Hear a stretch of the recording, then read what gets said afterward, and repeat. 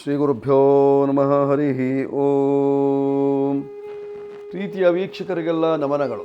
ಭಗವತಿ ಸಂಕಲ್ಪಕ್ಕೆ ಸ್ವಾಗತ. ಹರೇ ರಾಮ.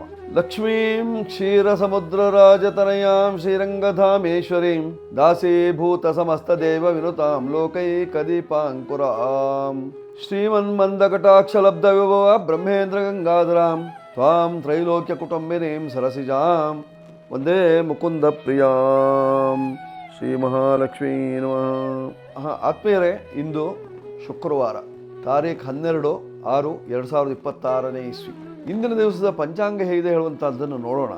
ಖಗೋಳದ ಸ್ಥಿತಿಗತಿ ಹೇಗಿದೆ, ಜೊತೆಯಲ್ಲಿ ರಾಶಿಫಲ ಏನಿದೆ ಹೇಳುವಂಥದ್ದನ್ನು ವೀಕ್ಷಣೆ ಮಾಡೋಣ.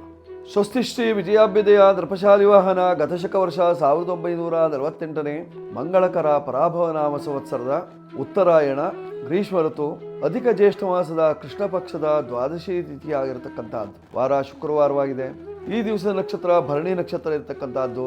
ಅತಿಗಂಡ ನಾಮ ಯೋಗ ಇದೆ, ತೈತಲಾಕರಣ ಇದೆ ಇವತ್ತಿನ ಪಂಚಾಂಗದಲ್ಲಿ.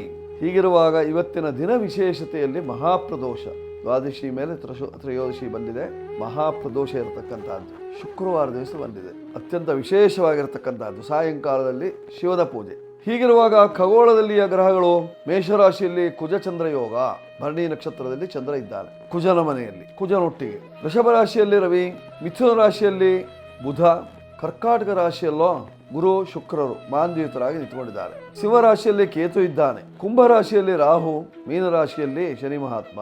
ಪೂರ್ಣ ಕಾಳಸರ್ಪಯೋಗ, ವಿಪರೀತವಾದಂತಹ ಕಾಳಸರ್ಪಯೋಗದ ಫಲ ಇದೆ. ಕೇತು ಮತ್ತು ರಾಹುವಿನ ಮಧ್ಯದಲ್ಲಿ ಎಲ್ಲ ಗ್ರಹಗಳು ಅಡಕವಾಗಿರತಕ್ಕಂಥದ್ದು, ಸಿಕ್ಕಿಕೊಂಡಿರತಕ್ಕಂಥದ್ದು.